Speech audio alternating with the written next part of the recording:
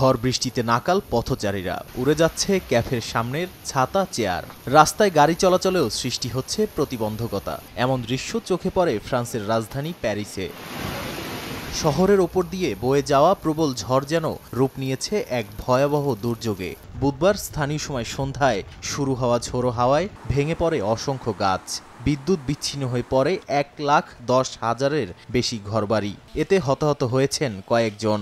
ফরাসি নাগরিক সুরক্ষা সংস্থা জানিয়েছে আহত কয়েকজনের অবস্থা আশঙ্কাজনক। ঝড়ের তাণ্ডব থামিয়ে দেয় ফ্রান্সের পার্লামেন্টের অধিবেশনও। প্রধানমন্ত্রী ফ্রাঁসোয়া বাইরু মধ্যপ্রাচ্য পরিস্থিতি নিয়ে বক্তব্য শেষ করার পরেই দেখা যায় পার্লামেন্ট ভবনের ছাদ চুঁইয়ে পানি পড়ছে। আপনারা খেয়াল করেছেন বাইরে বৃষ্টি হচ্ছে। আমি 5 মিনিটের জন্য অধিবেশন মুলতবি করছি। দমকল বাহিনী এসে পরিস্থিতি পর্যালোচনা করবে।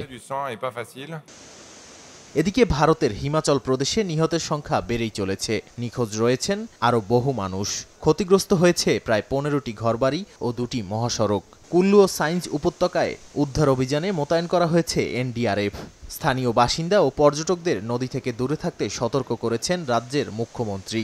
আবহাওয়া দপ্তর জানিয়েছে আগামী কয়েকদিন আরও ভারী বৃষ্টিপাতের আশঙ্কা রয়েছে। এছাড়া চীনের দক্ষিণ পশ্চিমাঞ্চলে ভারী বৃষ্টিতে সৃষ্ট বন্যায় প্রাণ গেছে কয়েকজনের। কর্তৃপক্ষ জানায় গ্রীষ্মমণ্ডলীয় ঘূর্ণিঝড়ের সম্ভাব্য আঘাত এই দুর্যোগ পরিস্থিতিকে আরও জটিল করে তুলেছে। যদিও বন্যার পানি কিছুটা কমতে শুরু করেছে, তবুও অঞ্চলটির গুইঝৌ, গুয়াংশি, চংকিং, ইউনান ও সিচুয়ান প্রদেশ এখনও ভূমিধস এবং জলবিদ্যুৎ বাঁধ উপচে পড়ার মতো দুর্যোগের আশঙ্কায় উচ্চ সতর্কতায় রয়েছে। এরই মধ্যে অব্যাহত রয়েছে উদ্ধার কার্যক্রম। এতে লাখ লাখ মানুষ বাস্তুচ্যুত হচ্ছে এবং কোটি কোটি ডলারের আর্থিক ক্ষতির মুখে পড়ছে দেশটি। নাদিম মারজান, সময় সংবাদ।